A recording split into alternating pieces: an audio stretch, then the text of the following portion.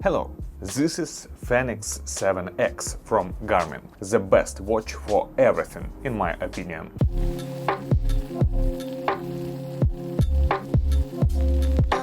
I used Garmin Fenix from the third generation. Not constantly, I switched to Apple Watch, but I come back and I already told the reason last year. And now Garmin has introduced a new 7th generation of Fenix watches. And for many reasons I decided to buy it. So this is the top version with Saphire Solar glass in titanium body. Why? Because only in the top version you will have 32 GB of internal memory. And the second reason, I just like Saphire. Every Garmin Fenix is made for an active lifestyle, for travel, tourism, almost any sport. Fenix series have great battery life, always have an active screen and just an unrealistic number of activities they can record and analyze. This is an ultra multi-sport gadget, but it also has smart functionality. You can receive notifications on it and you can read even quite long emails. But unfortunately I cannot answer, even with emoji or planet templates. I've seen someone has this functionality, but I haven't figured out how to do it, honestly. You can also accept or reject the incoming call, but there is no microphone. I think in the future we can expect Garmin to add eSIM functionality on their watches, if it will not be a problem for battery life. Okay, let's talk, do you need this upgrade? Fenix series do not change much from generation to generation. If you can see a lot of difference between 5X and 6X,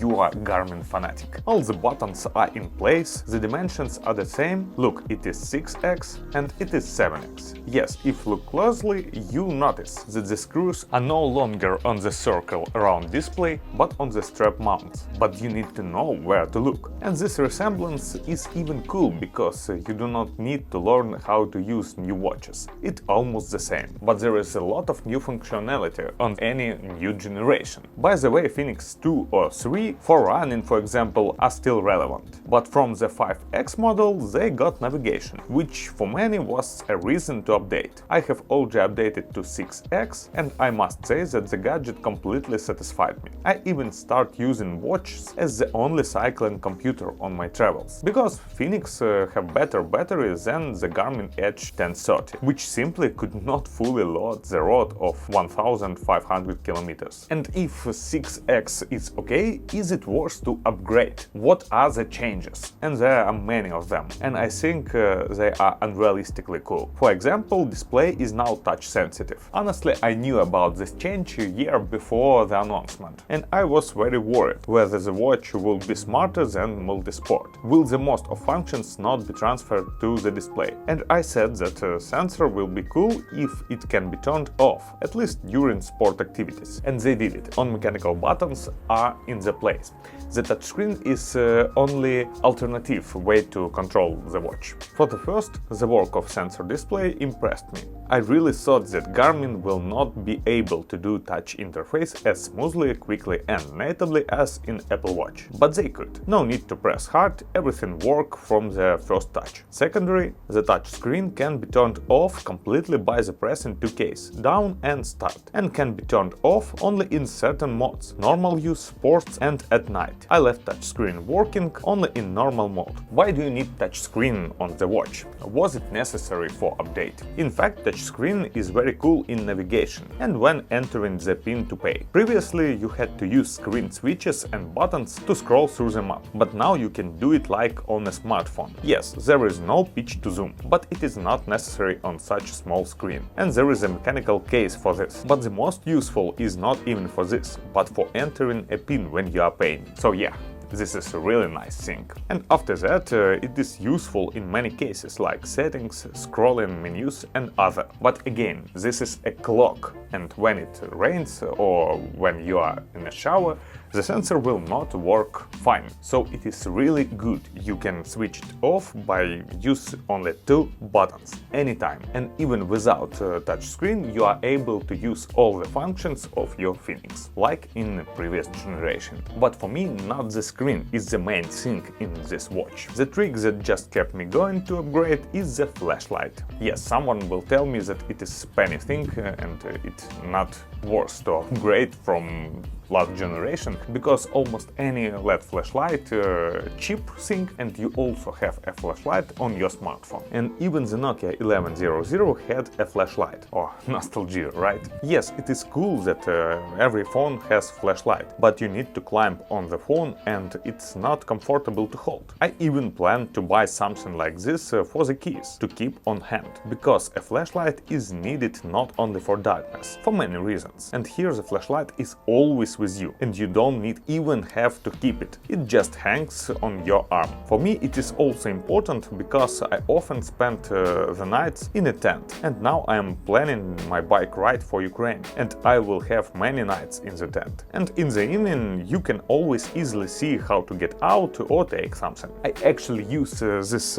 flashlight in the watch so many times on this week, and when my friends see it, they really surprised and say it is ingenious. For example, I had to get the battery of the car to charge it at home, but it was already dark, and many other cases. But it is not only a small cool thing, it has settings. You can use white or red light. For example, red light is ideal for a tent, especially when you are sleeping not alone. You don't need to blind everyone. You can adjust power of light, but if you open flashlight from the quick menu, there are modes: flashlight and signal SOS. You can choose a flashing preset or even create your own. For what? For example, if the watch is on the handlebars like a bicycle computer, you can use it as a lantern to mark yourself. Yes, you should not expect from it functionality for sport. Like for running at night in the forest, you still need to use a head torch. It's perfect for daily use. But even for sports, there is some useful functionality.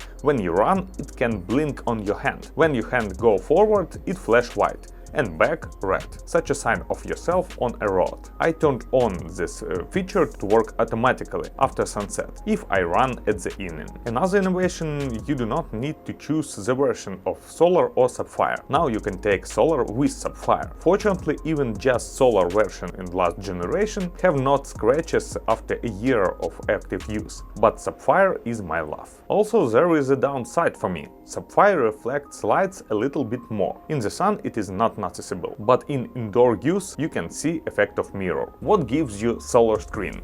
You cannot charge off the battery with the sun, but constant refueling reduce battery usage and increase battery life for several days. For example, if just a watch in smart mode will work up to 28 days, the solar add up to 9 days. And in navigation mode without the sun it can work up to 89 hours, and with the sun it's added up to 33 hours. Yes, battery life in the Fenix is really great, but the most interesting thing that the watch have an expeditional mode. It also uses GPS, but by default save positions only once an hour. This can be customized, but in this mode the watches will be live for almost 140 days. 140 days with GPS.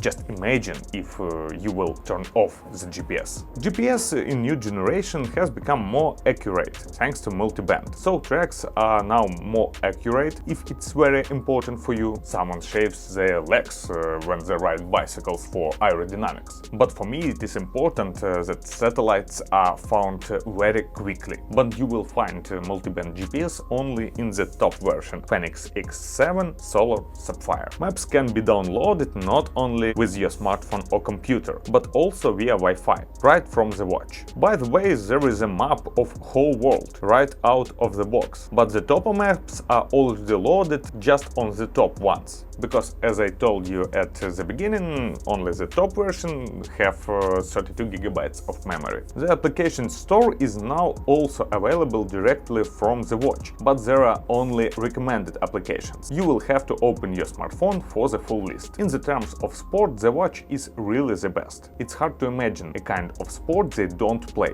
In addition, there is a lot of data, and the watch itself also give advice. For example, today I have a sprint. Several sports have been added to the profiles, including kitesurfing. You still have body battery functionality, and now you have also stamina. It's like body battery, but not for all day, it's only for the training. At the start of the training you will see how much % of your energy you have, and while you are training it will go less. I can tell you really a lot about this watch because they have really great functionality for sport, but the main changes between two generations, last and new, is the touchscreen and flashlight, and for me it is enough. If you don't need it, you can still use your 6X generation. Other main features for me is road trip training and contactless payments. By the way, payments are what brought me back from Apple Watch to Garmin. It's very cool that you cannot take a smartphone for training and buy water with a watch. And road trip training allows you to build a road from anywhere on the planet with a return to starting point. You choose the type of training,